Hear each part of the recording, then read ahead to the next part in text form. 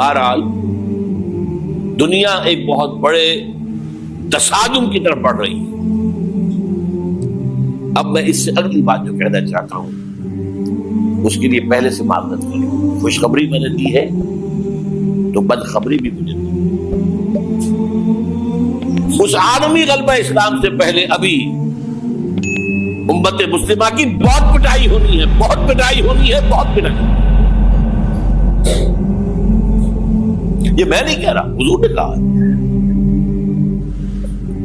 کتاب الملاحم احادیث کی کتابوں کے آخر میں یہ 4 ابواب جو آتے ہیں جن کو عام طور پر علماء بھی نہیں پڑھتے، اس لیے کہ ان سے کوئی فقہی مسئلہ تو نکلتا نہیں، ان سے کوئی شرعی حکم نہیں نکلتا، وہ تو پیشین گوئیاں ہے۔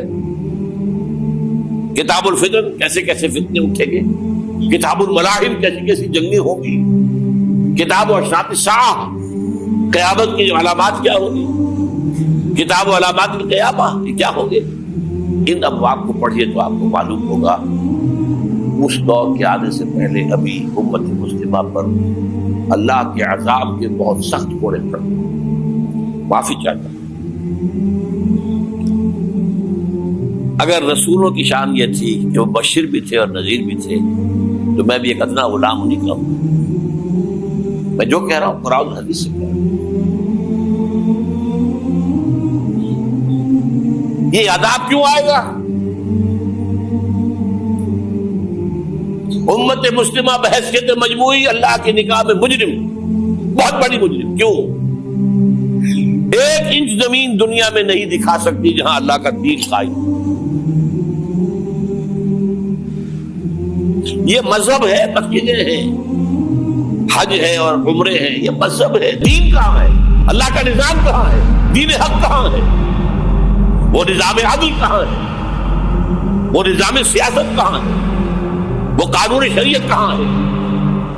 آپ کی ساری معیشت سود کے اوپر ہے، اور سود سے زیادہ بڑا گھناؤنا جرم کوئی نہیں، سود سے زیادہ بڑا گھناؤنا گناہ کوئی نہیں، جس کے بارے میں حضور نے فرمایا الربا 70 جزءا یحوبا، 2 حدیثیں ہیں یہ، ربا کے 70 حصے ہیں یا 70 گناہ ہیں، 70 گناہ ہیں، جن میں چھوٹے بھی ہیں بڑے بھی ہیں، 70 گناہ۔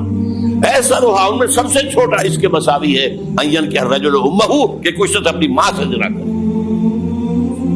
سنن ابی داؤد کی روایت ہے، سن لیجیے پڑھ لیجیے۔ سارا نظام آپ کا کہاں ہے؟